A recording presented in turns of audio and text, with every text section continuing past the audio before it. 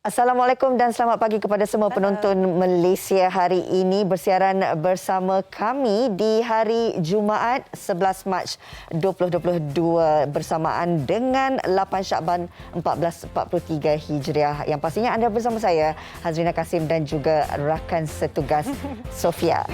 Selamat pagi. Nah, ini Selamat kali pertama kita bergandingan bersama. Saya cukup teruja pagi ini. Saya pun. Akhirnya. Kita harapkan agar anda keadaan baik sahaja. Hari ini kita banyak pengisian yang cukup menarik. Di antaranya kita akan bawakan satu kisah kata penceritaan yang cukup kuat sekali.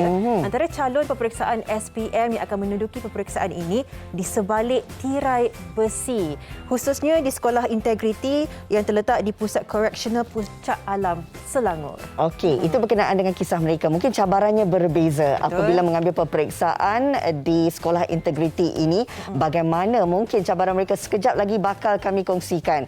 Baik, ini juga sesuatu perkabaran duka yang ingin kita bawakan untuk pemerhatian penonton Malaysia hari ini berkenaan dengan kejadian tanah runtuh yang berlaku semalam di Ampang Jaya.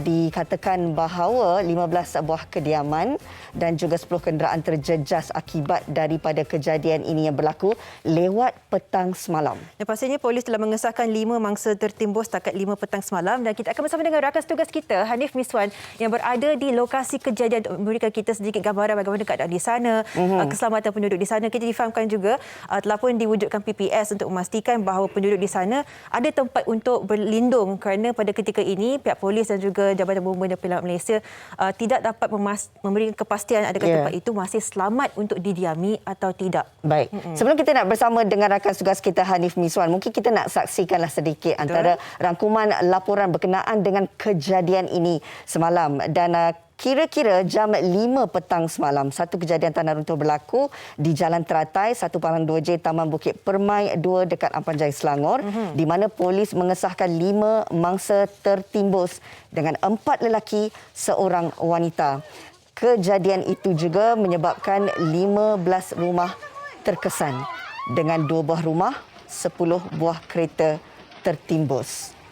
Dan lebih kurang, Sofia, jam 6.54 petang, seorang lelaki warga emas berusia 87 tahun ditemui selamat.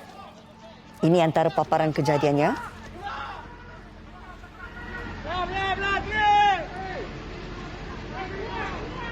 Okey, satu mangsa. Inilah antara mangsa yang terselamat. Warga emas berusia 87 tahun.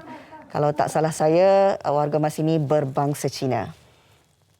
Baik, jam 7.53 malam seorang wanita warga emas ditemui yang juga isteri kepada mangsa pertama disahkan terkorban dalam insiden ini.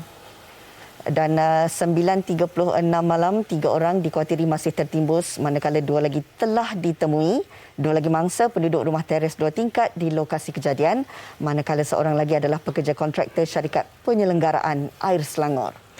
Dan sekitar jam 10.15 malam, kita meninjau di sini keadaan pada waktu malam. Korban pertama mangsa tertimbus dalam kejadian tanah runtuh di Taman Bukit Permai. Dan ini antara inisiatif mencari dan menyelamat yang telah pun digiatkan setakat petang semalam oleh Jabatan Bomba dan Penyelamat Malaysia dan juga Polis Diraja Malaysia. Dan setakat ini kita difahamkan kawasan tersebut sedang ialah dilihat sama ada masih sesuai untuk didiami atau tidak. Pada jam 11 malam, mayat mangsa ketiga iaitu korban kedua, seorang lelaki ditemui dan dibawa keluar. Proses mencari diteruskan dengan menggunakan anjing K9 berdasarkan kedudukan mangsa ketiga yang ditemui di luar rumah dipercayai cuba melarikan diri. Pada jam 12.52 pagi, korban ketiga, seorang lelaki tertimbus dalam kejadian tanah runtuh, ditemui dan dibawa keluar dengan truk polis kira-kira jam 12.52 malam tadi. Dan pada jam 1.59 pagi, korban keempat yang juga mangsa kelima dan terakhir dalam kejadian tanah runtuh di Taman Bukit Permai berjaya ditemui pada waktu tersebut. Dan setakat ini, operasi SAR ditamatkan susulan penemuan kesemua mangsa yang terbabit. Kita melihat, kata bukan sekadar kita risau dengan tahap keselamatan penduduk di sana, tetapi dengan keadaan cuaca yang tidak menentu pada ketika ini, kita khawatir jika kawasan secara geografi di kawasan itu adalah masih selamat untuk didiami atau tidak. Baik. Nampaknya rakan tugas kita Hanif Miswan sudah pun berada di talian ketika ini bersama dengan kita untuk berkongsi antara situasi terkini di sana. Baik Hanif, kalau anda sudah bersedia mungkin boleh kongsikan kepada kami keadaan ataupun situasi ketika ini di lokasi kejadian. Silakan. Ya, baik. Assalamualaikum. Terima kasih Rena dan juga Sofia di studio. Saya Hanif Miswan dah berada di lokasi ini seawal jam 9 pagi tadi. Dan betul seperti yang anda semua boleh saksikan, ini keadaan semasa dan dilaporkan juga pada ketika ini kalau boleh kita lihat di dalam kawasan pengoperasian ini secara bersepadu dilakukan oleh beberapa agensi penguatkuasa terutamanya. Ada juga agensi bencana negara Malaysia juga turun. Yang Amat Berhormat Datuk Menteri Besar Selangor, Datuk Seri Amiruddin Syahri juga telah pun tiba dan difahamkan akan melakukan sesi sidang media sebentar saja lagi. Dan difahamkan juga hasil daripada perkongsian saya bersama dengan beberapa penduduk di sini. Sebenarnya kejadian berlaku pada petang semalam. Kalau boleh dikatakan sebenarnya mungkin seperti sudah dijangka kerana seminggu sebelum ataupun beberapa hari sebelum ini memang di kawasan belakang itu sebenarnya dilaporkan mengalami masalah pengairan dan sistem pengairan tersebut sebenarnya sedang ditambah baik pulih ketika kejadian itu sedang berlaku. Dan apabila kejadian itu berlaku ketika waktu hujan juga turun, semalam maklumlah keadaan cuaca sekarang ini pun memang agak tidak menentu dan mereka sedang melakukan kerja-kerja penambahbaikan oleh pihak yang berwajib lah. Dan ketika itulah kejadian tanah runtuh itu berlaku dan difahamkan terdapat dua pergerakan tanah yang berlaku. Pergerakan yang pertama memberi kesan kepada beberapa rumah yang pertama di bahagian depan. Kalau boleh kita lihat rumah di sebelah sini ada dua rumah yang terjejas teruk pada pergerakan pertama dan di sebelah saya ini ada 2 atau 3 rumah juga yang terjejas teruk. Tapi kemudian keadaan agak sedikit baik. Kemudian barulah berlaku pergerakan tanah yang kedua dilaporkan di situ dan itulah yang menyebabkan beberapa mangsa tertimbus dan kerja-kerja pencarian barulah dilakukan. Dan pada ketika ini, hari ini difahamkan masih lagi sedang dilakukan operasi bersepadu bagi memberikan perlindungan, pencerahan dan juga pemahaman lebih lanjut kepada para penduduk di sini. Yang diberikan nasihat, yang diberikan pesanan untuk sekurang-kurangnya berlindung di tempat lain terlebih dahulu dan mereka yang diberikan keutamaan pada ketika ini. Baik, Hanif, kita difahamkan 15 rumah terjejas ya. Dan setakat ini kita nak tahu juga keadaan penduduk di sana, adakah kesemuanya telah pun dipindahkan ke PPS ataupun di kawasan lain atau bagaimana setakat ini pagi ini, Hanif? Pada setakat ini yang boleh saya nampak dan kita sempat berbual dengan beberapa penduduk tadi, mereka masih berada di sini tetapi dibenarkan untuk di sebalik garisan kuning ini, rumah-rumah yang berada di berdekatan kejadian dibenarkan untuk mengambil barang dan dinasihatkan untuk keluar pergi ke mana-mana kawasan dan sekiranya kalau ada mana-mana yang memerlukan bantuan itu yang akan diberitahu sebentar saja lagi lah dalam sidang media. Hanif, sebaik saja anda sampai di lokasi lebih kurang jam 9 pagi tadi. Bagaimana mungkin Hanif boleh kongsikan perasaan Hanif melihatkan keadaan ataupun suasana di sana ketika itu? Ya.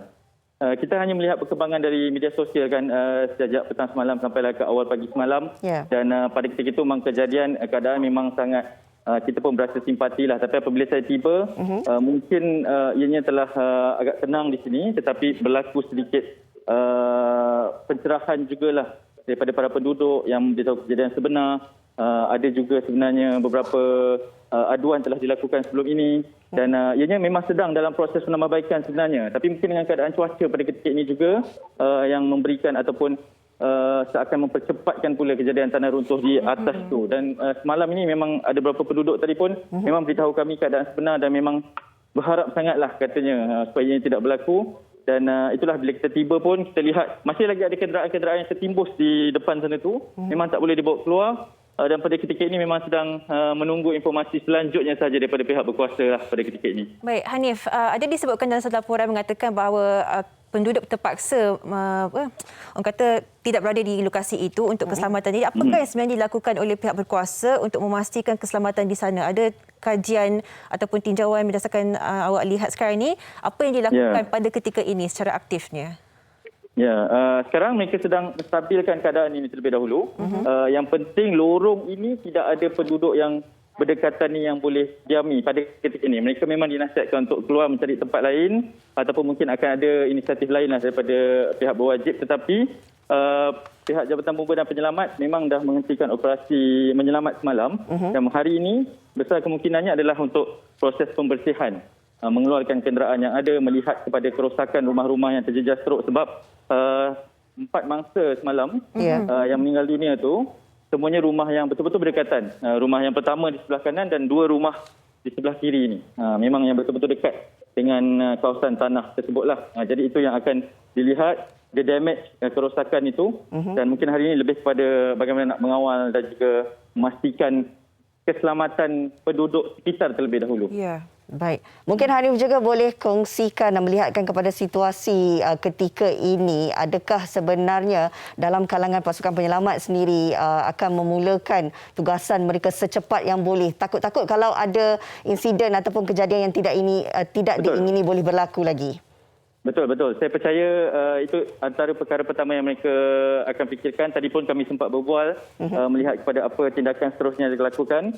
Itulah mungkin ada yang akan terus diberikan peranan untuk membersihkan kawasan dan mungkin sistem pengairan tersebut yang akan diberikan perhatian juga. Sebab ianya sedang dilakukan tapi tidak dapat disempurnakan sehinggalah kejadian berlaku. Jadi itu pun antara puncanya dan itu mungkin akan menjadi intipatilah kepada sidang media Menteri Besar sebentar saja lagi. Dan itu juga yang sedang ditunggu-tunggu. Dan saya percaya sekarang ini yang pertama mereka nak pastikan keadaan selamat dulu. Yang kedua barulah akan membersihkan. Tapi dalam masa sama hari ini juga yang akan dilakukan. Baik, akhir sekali Hanif, sebagai wakil administrasi yang berada di sana dan kita melihat seluruh Malaysia melihat keadaan dan update terkini bagi situasi ini, apa yang boleh dijadikan satu nasihat dan mungkin kata-kata semangat yang boleh diberikan kepada keseluruhan penduduk di sana dan juga keluarga kepada mangsa yang terbabit dalam kejadian ini, Hanif? Ya, saya percaya tadi daripada pengalaman, sebab ini pun pengalaman pertama kali saya berdepan secara langsung ialah juga, tapi daripada pengalaman penduduk yang melihat, sama ada di lorong ini ataupun di lorong belakang ni, tadi kita sempat berbual juga, katanya adalah yang pertama, mereka pun memang tidak menjangka, tetapi persediaan untuk melihat keadaan sekitar itu sangat penting. Mereka dah nampak, mereka dah tahu ada kemungkinan untuk berlaku, dah juga mewar-warkan memberikan tahu kepada pihak yang berwajib, tapi dalam masa sama tindakan proaktif itu juga perlu dilakukan. Tapi satu nasihat daripada keluarga tadi bahawa tinggalkanlah segala apa yang sedang dilakukan pada ketika itu sebab ada yang berpatah balik sebenarnya semalam ketika kejadian nak menyelamatkan ahli keluarga lain sehingga mereka tertimbus kan, sehingga ada juga ni maksudnya yang penting keselamatan itulah. Tapi itulah kita pun memang bercakap secara teorinya saja tapi mereka yang mengalami dan dalam masa sama kita doakanlah bagi saya sebab apa yang dilihat ini sebenarnya memang sesuatu yang luar jangka dan sesuatu yang memang perlu diberikan perhatian segera. Baik, terima kasih Hanif untuk perkongsian berkenaan dengan kejadian tanah runtuh dan juga bersama dengan wartawan lokasi Puteri Alia juga bersama Hanif di sana. Terima kasih dan kita juga mengharapkan ya Sofia agar segalanya dapat dipermudahkan, dipercepatkan urusan untuk mengemaskini tempat tersebut. Ya, so kita doakan juga keselamatan semua pihak yang berwajib yang terbabit dalam situasi ini untuk memastikan keselamatan penduduk. Pihak berkuasa juga perlu selamat dan juga wakil kita yang berada di sana. Yalah, kita melihat situasi ini bukan perkara yang baru tetapi kita melihat emergence ataupun tempat-tempat lokasi yang mungkin sebelum ini tidak pernah mendengar sekalipun keadaan hujan yang berterusan dengan tanah runtuh mula berlaku. Jadi kita semua kena perlu cakna dan ambil peranan ini mungkin di kawasan kediaman kita. Jika berlakunya sedikit sebanyak pergerakan tanah itu, kita kena cakna dan melaporkan kepada pihak berkuasa. Dan ini sebagai satu tanggungjawab kita lah yang berada di lokasi ataupun sebagai ahli masyarakat yang berada di kawasan perumahan ini kena sedar dan sentiasa peka dengan kejadian yang berlaku. Baik, kita nak berehat seketika. Sofia, kembali lagi bersama kita selepas ini untuk kita bawakan perkongsian buku dan tirai besi. Segalanya di Malaysia hari ini.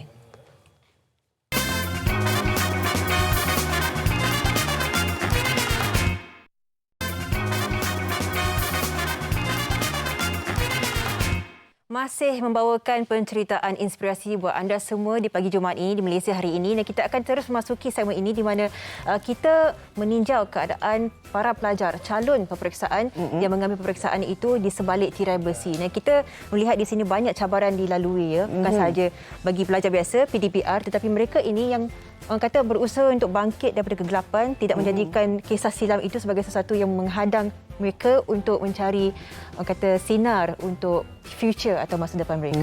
Betul tu Sofia, dan pastinya kita tidak boleh lagi melihat bahawa penjara ataupun pusat koreksional itu sebagai tempat menghukum pesalah. Tetapi sebenarnya untuk mereka membina semula keyakinan diri, membina masa depan mereka. Kita nak bawakan satu perkongsian menariklah memandangkan ini masih lagi minggu peperiksaan SPM. Pernah ada pengalaman kan. Rasa berdebar itu memang ada pada setiap calon-calon SPM. Tapi debaran untuk mereka yang mengambil peperiksaan di Pusat Koreksional Puncak Alam ini pastinya cukup berbeza. Dalam suasana mungkin Dewan Peperiksaan itu yang lebih kecil. Betul. Dengan jumlah bilangan pelajar ataupun calon SPM juga lebih terhad.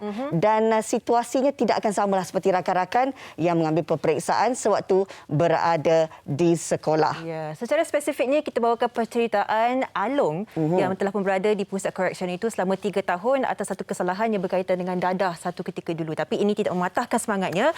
Wartawan kami Putri Alia membawakan kisah penceritaan inspirasi ini, buku dan tirai besi. Jom kita saksikan. Silakan.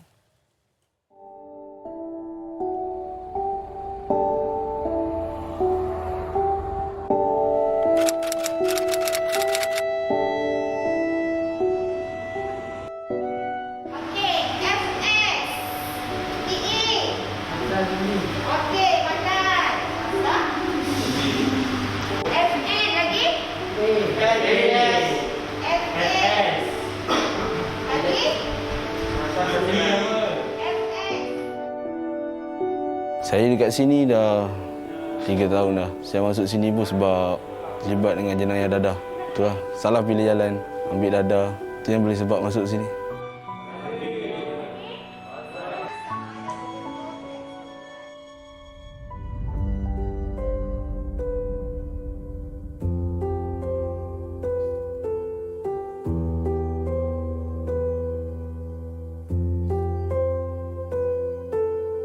Pusat Koreksional Puncak Alam yang berkeluasan 31.9 ekar ini boleh menempatkan maksima seramai 422 banduan. Kini, jumlah penghuni yang ada adalah seramai 241 orang.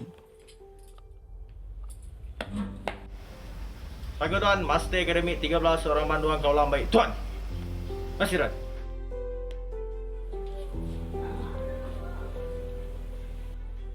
Seramai 11 banduan berusia 18 hingga 23 tahun mengambil peperiksaan SPM di sini pada tahun ini.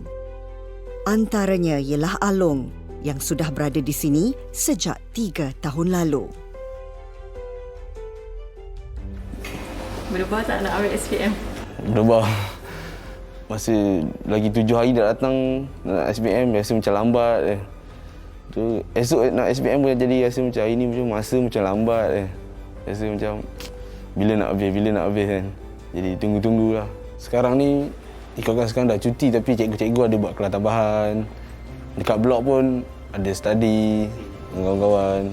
Malam-malam pun kita macam kita SPM, kita orang satu sel, duduk satu bilik. Malam-malam study dengan kawan-kawan dalam bilik lah. Dari segi macam keselesaan belajar dekat sini macam mana? Nak cakap yang jauh beza kat sini kemudahan banyak lah juga. Macam kat luar banyak pakai buku apa, sini banyak cikgu pakai buku bagi latihan terus. Macam tak payah nak salin apa. Kira dapat soalan, kita tinggal nak jawab. Bagian sintaksis. Okey, menganalisis ayat. Lebih kurang je.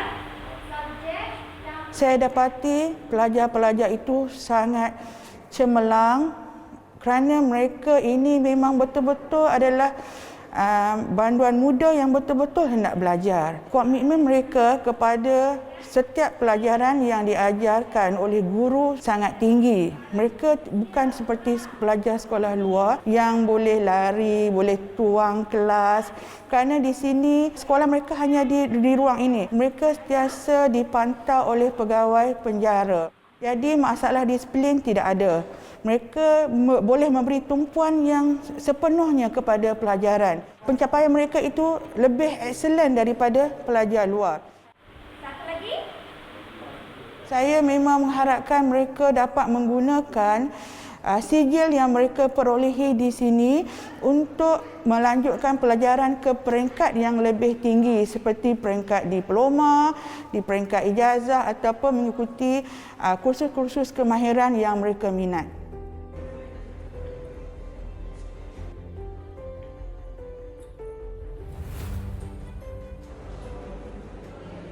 Kita amat bersungguh-sungguhlah dengan tenaga pengajar yang ada.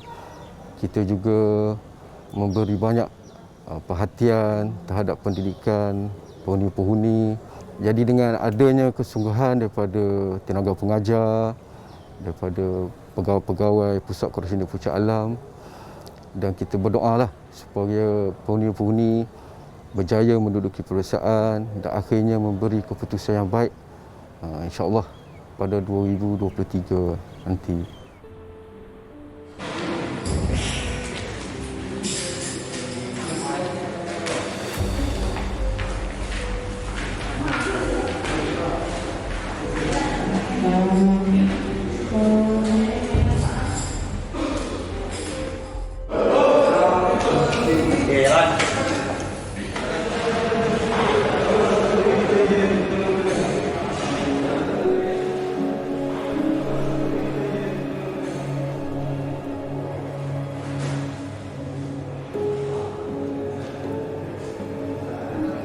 Macam mana Alung boleh ada di pusat koreksional ni? Mula-mula boleh terjebak dengan benda ni, ikut kawan lah. Mula-mula kawan bagi try, cakap kau tak nak cuba ke barang ni. Mula-mula tu ada rasa takut sebab ya kita pun tahu dadah ni bahaya kan. Lepas tu tipu kalau cakap tak ada rasa nak tahu. Mesti kita nak try benda tu. Kita cuba. Lepas tu kita dah rasa dia punya height tu lain macam. Kita nak lagi benda tu. Pada situ saya mula belajar cari. Saya cari sendiri benda tu, tak payah cari kawan dah. Saya sendiri cari benda tu. Sampai satu masa kita tengok orang jual. Kita tengok dia macam, jual benda ni boleh buat duit. Kita pun cuba nak jual benda tu. Saya kena tangkap masa tu dekat rumah. Kalau reaksi keluarga ni, mula-mula dia orang terkejut je lah sebab selama saya main benda ni, parents saya tak pernah tahu. Sebab barang-barang tu pun kalau saya ambil, saya takkan bawa balik rumah.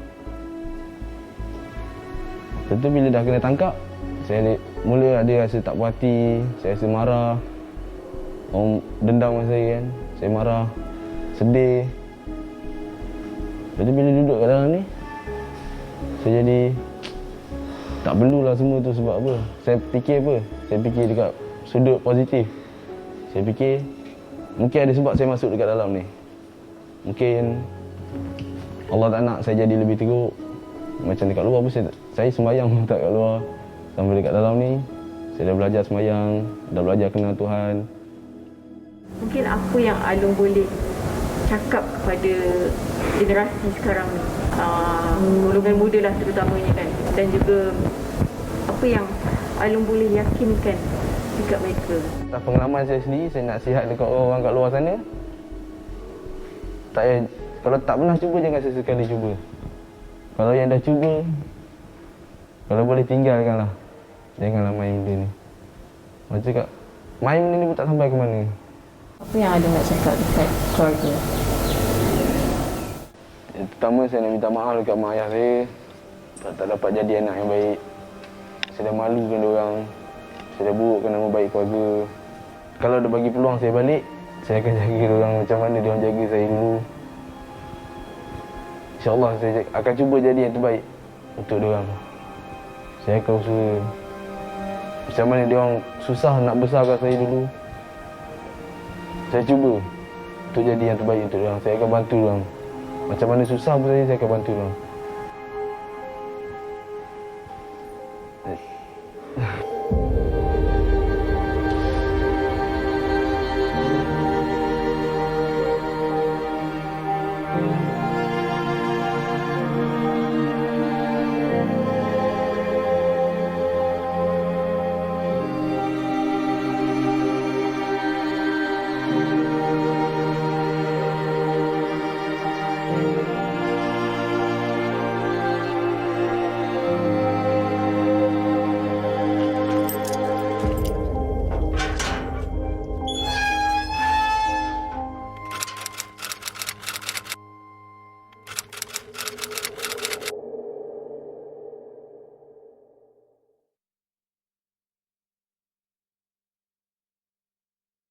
Nilai penginsafan itu membuatkan kita boleh melihat sendiri dan bertanya pada diri sendiri, siapalah kita untuk menghakimi, meletakkan satu judgement, meletakkan satu label terhadap seseorang yang pernah melakukan kesilapan. Sedangkan individu itu sendiri ingin bangkit dan mengubah arus kehidupan dia.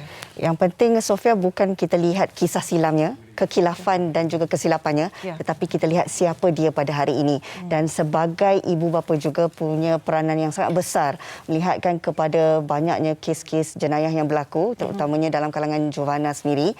Pastinya peranan yang perlu dipikul oleh ibu bapa ini cukup berat ya, untuk memastikan ataupun memantau aktiviti anak-anak. Dengan siapa mereka berkawan, apakah aktiviti yang dilakukan. Bukan sahaja menyerahkan tugas mendidik anak itu di sekolah, tetapi cukup besar cabaran ibu bapa hari ini. Secara realistiknya, pelbagai atau ramai anak-anak ini tidak mempunyai, orang kata, penjagaan khusus ibu bapa ini. Mungkin ada masalah keluarga sendiri. Tetapi apa yang menjadi penting adalah peranan kita sebagai komuniti, kita sebagai jiran. Kalau kita melihat sesuatu yang tidak, orang kata, tak kena di situ, mungkin anak ini perlukan bantuan, kita masuk campur untuk memberikan pertolongan yang sepatutnya. Baik. Kita akan berehat seketika. Kita akan kembali semula di Malaysia hari ini untuk pelbagai lagi kupasan.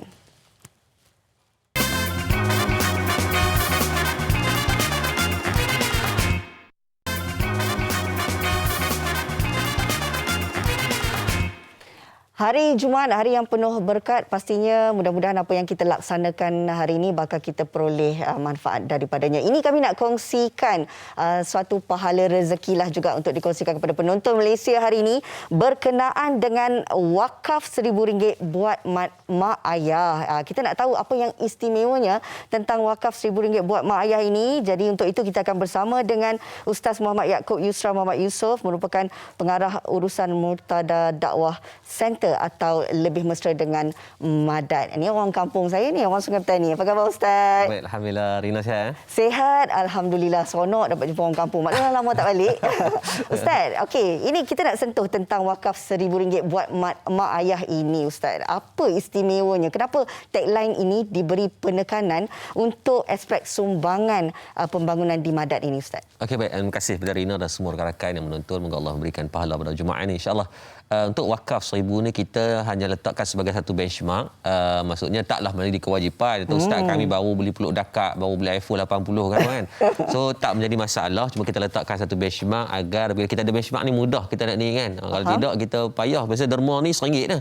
Jadi kita letakkan satu benchmark yang tinggi sikit. Apabila hari Jumaat ni, bulan Syaban disebut dalam hadis baginda Nabi sallallahu alaihi wasallam akan mula untuk seperti mana angin yang akan memberikan sesuatu. Ini mata pemurahnya Nabi. Dan sebab tu kalau kita tengok sekarang ni dah berjalan pula kempen masjid dah dibina dalam proses pembinaan. Kemudian tu kita akan jalan ke rumah warga emas dan tahfiz lah, sebab kita ada untuk tahun 2022 ni Marina dan semua rakan-rakan penonton, kita ada permohonan lebih dari 4,000 pelajar nak masuk. Wow. Meninggal saya kalau kami semua kan. 4,000 ni nifty dah. Kan, tapi kita hanya mampu mengambil untuk ni 10 orang. Daripada 40 pelajar tambah lagi 10 sahaja. Jadi itu yang membuatkan kita perlukan dengan segera untuk kita bangunkan kesiapan untuk lebih ramai dapat fasiliti yang lebih kondusif, insya-Allah. Baik, insya-Allah mudah-mudahan dipermudahkan, Ustaz. Tapi kalau kita lihat dari segi pengurusan, bagaimana ianya bakal diuruskan dan kenapa juga Ustaz memilih untuk membuka pusat jagaan warga emas ini? Sebab nak jaga warga emas, kita tahu Ustaz, bukannya mudah. Banyak cabaran, banyak juga dugaannya. Jadi bagaimana tu Ustaz? Okey, baik. Tadi saya seronok perkongsian Rina dengan Sofi, dengan sahabat kita yang Allah uji. Saya dia Allah uji dia, Allah mungkin boleh uji kita. It's not, permulaan manusia itu bukanlah adalah perakhiran. Yang paling utama adalah waktu macam mana kita mati. Sebab tu kita fokus kepada ramai hari ini yang abandon, orang tua-tua yang dibuang dan sebagainya. Di situlah kita buat pusat jagaan, kita ambil dia, kita pastikan biar dalam keadaan matinya dalam keadaan yang sangat tenang dan sangat baik. Lepas tu kita letakkan syarat dia percuma. Tak ada bayaran apa-apa. Tapi dia mesti duduk situ, ada komitmen dia mesti kena belajar dan dia kena bantu uruskan jenazah. Untuk makluman, sekarang di Madat kita ada hang cangkul yang purata setiap hari urus jenazah 6 orang. Macam kemarin ada satu jenazah kita uruskan seorang pelajar umur 11 tahun meninggal dunia, tak ada mak ayah. Yatim piatu lah. Dia meninggal sebab kebakaran. Semalam kita uruskan. Malam pun ada 6 jenazah, hari ni pun ada 6-7 jenazah. Maka orang tua-tua ni dia akan bantu uruskan kematian. Dia duduk percuma tapi urus mati. Sebab tidak ada satu benda yang sebaik-baik tazkirah melainkan kita dekat dengan kematian ni. Lepas tu kita nak buat benda-benda lolak, nak buat benda-benda merapu ni, tengok kubur, Nabi kata apa, pergi ziarah kematian, insya-Allah benda tu akan cool down. Sebab tu kita pergi tengok rumah orang meninggal, mana ada DJ, mana ada nyanyi lagu dandut-dandut, tak ada. Sebab apa? Kematian itu tarbiyah yang terbaik. Sebab tu Rumah Warga Emas ni kita nak kelaziman agar semua masyarakat ambil iktibar untuk kita saling tumpang manfaat di situ, insya-Allah. Insya-Allah. Dan kalau kita lihat fungsi Rumah Warga Emas ini bukan sahaja memberi perlindungan, mungkin ada aktiviti-aktiviti khusus untuk mereka juga, ya Ustaz? Ya, betul. Memang kita akan atok lah daripada pagi, ada pengajian dia. Kita bukan hanya pusat Rumah Warga Emas, kita buat hospitality. Ini penjagaan kesihatan, akan ada diet pemakanan. Sekarang kita ada 6 dietitian yang duk bantu kita di tahfiz dan mereka juga akan bantu untuk pemakanan. Contoh siapa yang menonton hari ini, siapa yang nak diet pemakanan pelajar, maksudnya contoh ada anak kan, contoh ada diri sendiri nak kena jaga ni, bukan tak ada anak, saya tak kahwin ni, tak ada anak, malah tak kahwin ni ada anak, macam mana? So boleh ambil diet pemakanan tu. Bukan saya buat, saya pun tak pandai, saya bukan dalam bidang dietitian, tapi ada 6 dietitian kita yang bantu daripada UPM, daripada Hospital Sultan Abdul Halim. Maka benda ni perlu disebarkan. Dia hadiah untuk semuanya, nanti insya-Allah saya akan bagikan macam mana nak dapatkan. Baik, terima kasih Ustaz. Baik, jelas dengan apa yang dikongsikan oleh Ustaz sebentar tadi untuk membantu dan bersama dengan Madat. Tapi bagi mereka yang mungkin nak merebut peluang ini Ustaz untuk mendapatkan saham dunia labur di akhirat ini, Ustaz boleh terangkan tak bagaimana sebenarnya cara untuk mereka sama-sama membantu? Okey, baik. Allahumma salli sama. Dah pastilah bila kita bercakap je, benda yang paling susah adalah nak beramal dengan perkara tersebut. Maka sebab tu walaupun kempen 1000, saya yakin mungkin ada yang kurang berkemampuan dengan fasa-fasa ni nak buka sekolah dan sebagainya. Maka bagilah mengikut kemampuan kamu, boleh ke madatcenter.com, di situ adanya, kita dah buat sistem khas yang ni boleh buat auto debit bulanan. Maksudnya contohnya Rina nak set untuk 10 bulan, 1000 tu untuk 10 bulan. Mungkin buat 100 ya. Tak duk pening, kadang-kadang kita makan semut banyak, kita terlupa. Kan? Tak ada ingat. So buat je auto debit RM10 sebulan boleh. Kita dah buat dalam sistem, pergi ke madatcenter.com, ataupun dengan mana-mana amount.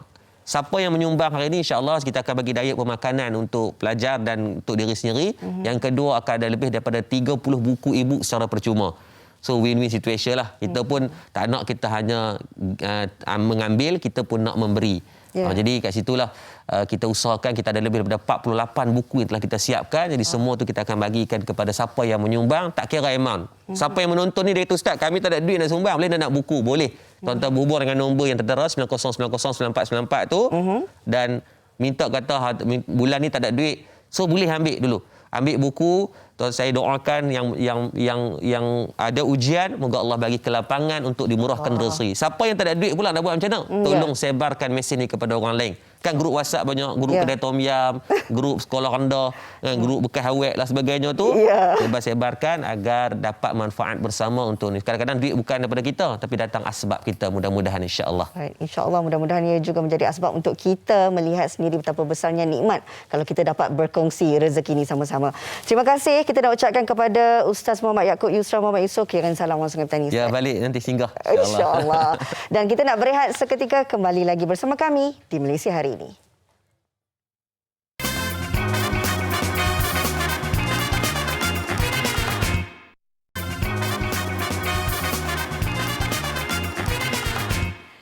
Baik, kembali lagi bersama kami di Malaysia Hari Ini. Pastikan kita nak terus memberikan anda lebih banyak pahala. Ini berkenaan dengan sumbangan dana pembangunan Ruak Jawi. Sudah pun berada secara atas talian bersama dengan kita Ustaz Muhammad Afifi Abdullah, Timbalan Syekh Ruak Jawi. Assalamualaikum Ustaz. Waalaikumsalam warahmatullahi taala wabarakatuh. Pagi-pagi ni sihat Ustaz? Khabar baik, alhamdulillah. Alhamdulillah. Baik, kita terus nak bawakan pemerhatian penonton Malaysia Hari Ini Ustaz untuk berkenaan dengan sumbangan dana pembangunan Ruak Jawi ini. Pastinya sebelum tu kita nak kongsikan kepada penonton-penonton Malaysia Hari Ini, mengapa Ustaz Allah Subhanahu Wa Taala mencintai orang yang berilmu ini? Baik, terima kasih. Assalamualaikum warahmatullahi taala wabarakatuh. Muslimin, muslimat yang dirahmati dan dikasihi Allah Subhanahu Wa Taala. Allah Ta'ala Subhanahu Wa Ta'ala bersifat dengan Al-Alim, Maha Mengetahui. Jadi sudah semestinya Allah Ta'ala mencintai orang yang berilmu. Di antara faktor utama kenapa Allah Ta'ala mencintai orang yang berilmu, kerana ilmu pengetahuan seseorang itu terhadap penciptanya lah merupakan batu pengukur ketakwaan dia kepada Allah Ta'ala. Firman Allah Ta'ala dalam surah Fatir ayat 28, Innama yakhshallaha min ibadihil ulama'. Sesungguhnya yang paling takut kepada Allah Ta'ala di kalangan hamba-Nya adalah orang yang berilmu, iaitu ulama. Di antara cara Allah Ta'ala mencintai orang yang berilmu ini adalah dengan Allah Ta'ala memberikan kepada mereka pelbagai bentuk kebaikan. Dalam surah Al-Baqarah ayat 269 Allah Ta'ala berfirman, yu'til hikmata man yasha' wa man yu'tal hikmata faqad utiya khairan kathira. Allah Ta'ala berikan ilmu pengetahuan kepada yang dia kehendaki. Barang siapa yang diberikan ilmu, Allah Ta'ala akan berikan dia kebaikan yang melimpah ruah. Baik, terima kasih Ustaz. Dan bagaimana pula apabila kita diminta sendiri untuk mencintai ilmu dan juga mencintai orang-orang yang berilmu ni Ustaz? Nabi SAW ada bersabda yang bermaksud, jadilah kamu orang yang berilmu ataupun orang yang menuntut ilmu ataupun orang yang menghadiri ataupun mendengar majlis ilmu ataupun orang yang mencintai ilmu. Jangan jadi golongan yang kelima kerana kelak kamu binasa. Daripada hadis ini kita dapat faham Nabi SAW menjadikan orang yang mencintai ilmu dan ahli ilmu juga termasuk dalam golongan yang ada hubung kait dengan ilmu. Dan Nabi SAW menjanjikan kejayaan dan keselamatan kerana kebinasaan hanya diberi kepada golongan yang kelima yang tidak ada hubung kait dengan ilmu. Dengan selamatnya dari kebinasaan tadi, bererti semata-mata dengan cinta kepada ilmu, seseorang itu berjaya keluar daripada kegelapan kepada sinar cahaya. Baik, terima kasih Ustaz. Okey, kalau kita lihat ada pelbagai kaedah sebenarnya untuk kita mencipta lebih ramai lagi ahli ilmu. Dan salah satu caranya dengan cara bersedekah. Pastinya kita nak melihat amalan ini menjadi satu amalan yang berterusan ya Ustaz, dan kita juga nak tahu apa sebenar hikmah di sebaliknya. Firman Allah Subhanahu wa taala dalam surah Al-Baqarah ayat 262, "Mathalul ladzina yunfiquna amwalahum fi sabilillahi kamathali habbatin ambatat sab'a sanabila fi kulli sumbulatin mi'atu habbah wallahu yudha'ifu liman yasha'u wallahu wasi'un alim." Perumpamaan Allah Taala, perumpamaan orang yang menginfakkan hartanya di jalan Allah Taala seperti sebutir biji yang menumbuhkan 7 tangkai. Pada setiap tangkai ada 100 biji. Allah Ta'ala melipat gandakan ganjarannya bagi siapa yang dia kehendaki dan Allah Maha luas lagi Maha mengetahui. Jadi salah satu bentuk infak itu adalah dengan menginfakkan kepada orang yang berusaha mencari ilmu. Baik Ustaz, kalau kita lihat paparan sekarang ini di kaca TV berkenaan dengan Ruwaq Jawi ini, bangunan yang lengkap dengan fasiliti. Pastinya Ustaz boleh kongsikan sedikit penerangan bagaimana gambaran bangunan baru pusat pengajian Ruwaq Jawi yang bakal siap ini nanti Ustaz. Silakan. Okey, buat pengetahuan semua, semenjak Ruwaq Jawi ditumbuhkan sehingga kini, pihak kami masih menyewa ruang yang terhad yang hanya dapat menjalankan satu pengajian sahaja dalam satu masa dengan jumlah kehadiran yang terhad yang baki itu terpaksa ikut dalam online. Bagi memastikan semua pengajian ini berjalan dengan lancar, pihak Ruwaq Jawi memerlukan bangunan yang merangkumi dewan utama yang lebih luas dan selesa, kelas-kelas pengajian yang mampu menampung jumlah kehadiran yang besar dan dapat dijalankan banyak pengajian dalam satu masa yang sama, juga merangkumi perpustakaan serta pejabat pentadbiran. Baik Ustaz, setakat ini berapa lagi jumlah yang diperlukan bagi melengkapkan tabung dana pembangunan Ruwaq Jawi ini, dan bagaimana pula cara penonton-penonton kita yang menonton ketika ini untuk sama-sama memberikan sumbangan mereka? Okey, jumlah keseluruhan yang kita perlukan bagi menjayakan misi ini adalah 4.35 juta. Alhamdulillah setakat ini sebanyak RM1.72 juta telah berjaya dikumpulkan hasil infak orang ramai.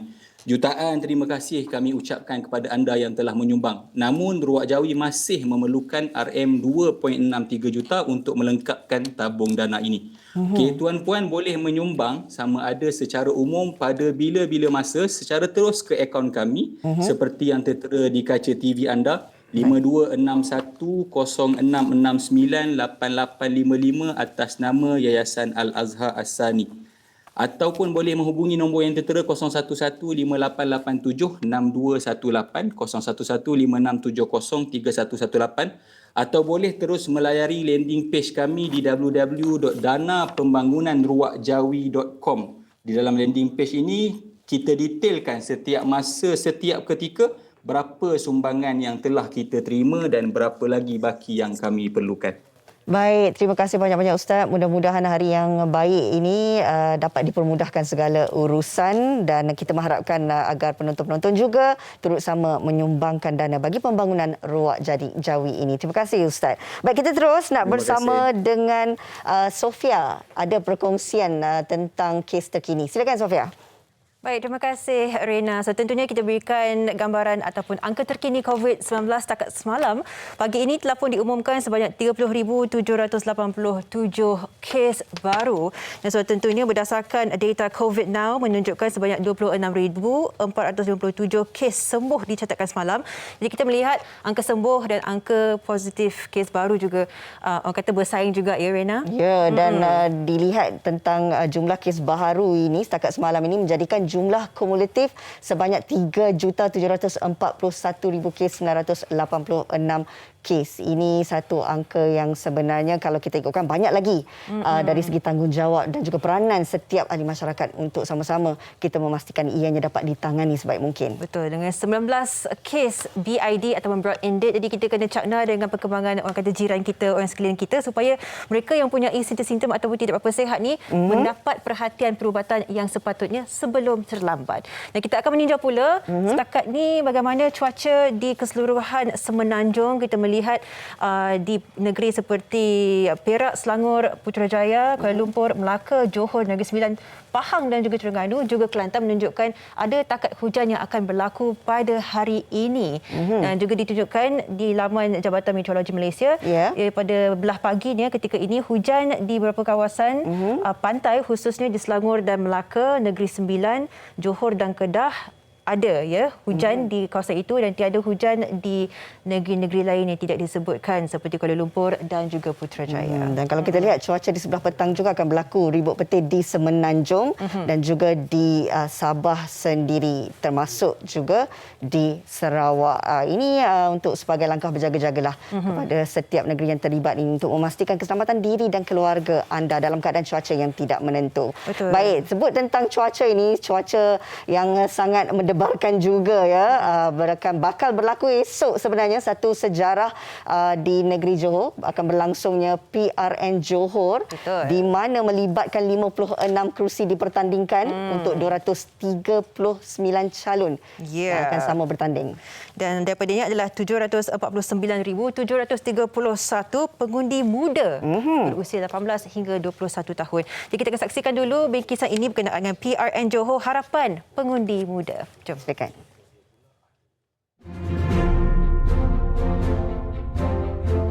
Bahang pilihan raya negeri PRN Johor kini semakin hangat terasa. Berbaki kurang daripada 24 jam sebelum tempoh berkempen melabuhkan tirainya, para calon dan jentera parti giat menggandakan usaha bagi meraih sokongan daripada golongan sasar. Seramai 239 calon daripada 15 parti termasuk 16 calon bebas akan bertanding bagi merebut 56 kerusi Dewan Undangan Negeri pada PRN Johor Sabtu ini. Lebih istimewa, PRN Johor juga bakal menjadi penanda aras kepada negeri-negeri lain dalam melaksanakan pendaftaran automatik undi 18 dan calon wakil rakyat bagi pengundi 18 tahun. Situasi ini disifatkan sebagai dinamik baharu dalam politik melalui penglibatan lebih ramai anak muda. Seramai hampir 2.6 juta rakyat Johor layak mengundi, dengan purata 750,000 daripadanya adalah pengundi muda berusia 18 sehingga 21 tahun. Saya rasa banyak negara yang mengamalkan sistem demokrasi ini dan sudah pun memberi kebenaran untuk undi seawal umur 18 tahun. Kini Malaysia pun menjadi salah satu sebuah negara dalam senarai itu. Dan saya rasa umur 18 ini cukup matang untuk memilih pemimpin negara kita untuk pada masa depan. Bagi umur kita 18 dan 19-20 ni, perlulah ambil peluang ni untuk bersuara sebab pendapat kita ni sangatlah perlu. Umur-umur macam kita ni lah yang selalu sepatutnya bersuara dalam hal-hal seperti inilah. Kalau hanya 21 tahun ke atas boleh mengundi dan pelapis baru kita tak dapat nak nampaklah tenaga orang muda sekarang. So kalau yang mengundi hanyalah orang-orang yang lama. So macam prosesnya hanya kita semula lah untuk macam penduduk yang mengundi dan tak ada pelapis baru. Dan saya rasa relevan untuk umur 18 boleh mengundi sebab sekarang bagi remaja kita sudah boleh lihatlah yang mereka ada pendapat mereka sendiri dan mereka juga sudah cukup matang untuk buat keputusan lah. Saya rasa saya akan membuat keputusan yang boleh dikirakan matang dan saya akan cubalah memilih dan menentukan mungkin dengan satu undian saya itu dapat menentukan kerajaan baru sama ada kerajaan Johor ataupun kerajaan Malaysia. Ada beberapa parti politik yang bertanding dan ada juga parti-parti baru yang bertanding yang mana kita lihat tawaran-tawaran yang diberikan parti-parti politik ini kebanyakannya menjurus kepada banyak faktor dan saya lihat ada juga parti-parti politik yang mengambil kira suara dan pandangan anak muda dan itu adalah satu benda yang bagus dan itulah yang anak muda inginkan pada waktu kini. Itu dia antara suara-suara orang muda berkenaan dengan undi 18 ini dan kita melihat bahawa satu lagi sejarah akan berlaku di mana kali pertamanya melibatkan pengundi-pengundi muda ini. Ini menunjukkan kita satu langkah ke depan untuk memastikan generasi muda tahu dan cakna berkenaan dengan perkembangan yang terkini pastinya mengorak langkah ke hadapan bagi negara kita. Baik, terkini kita mendapat informasi ini daripada Ketua Polis Daerah disebutkan di sini. Kita mendapat maklumat mangsa terbabit telah pun dikenal pasti iaitu nama mangsanya Vicky dalam status terperangkap berusia 30 tahun seperti terpapar di skrin anda. Mangsa kedua Cheng Kim Cheng tetap dikeluarkan oleh bomba ke hospital. Ramasami anak lelaki China Pian, Muhammad Saiful Rizwan bin Ishak dan juga Chong Siu Kim. Ialah kelima-lima maklumat mangsa terbabit dan laporan ini setakat pagi ini semalam pada 10 Mac 2022. Baik, itu dia laporan terkini berkenaan dengan kejadian tanah runtuh. Terima kasih untuk semua yang menonton Malaysia hari ini. Kita akan kembali Isnin depan membawakan rumusan keputusan PRN Negeri Johor. Ya, anda semua jaga diri. Kita jumpa lagi anda di minggu hadapan di tempat dan waktu yang sama. Siaran yang cukup hebat bersama dengan Rena. Terima kasih. Bersama dengan Sofia juga. Terima kasih Sofia. Kita jumpa lagi. Assalamualaikum. Selamat berhujung minggu. Bye.